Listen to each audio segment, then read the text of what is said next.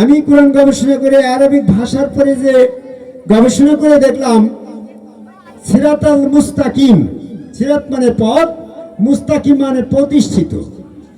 যে পথটা চিরস্থায়ীভাবে প্রতিষ্ঠিত সেই পথটার নাম হচ্ছে সিরাতাল মুস্তাকিম।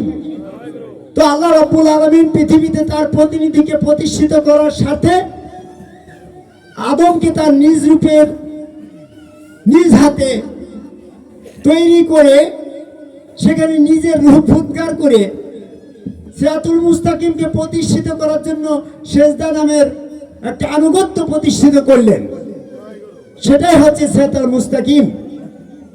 যুগ যুগ ধরে যতদিন পর্যন্ত রোজ কিয়ামত না হবে ততদিন পর্যন্ত আল্লাহ পাকের জমিনে তার প্রতিনিধি থাকবে, আর এই প্রতিনিধিকে সেজদার মাধ্যমে সিরাতুল মুস্তাকিমকে তিনি প্রতিষ্ঠিত রাখবেন।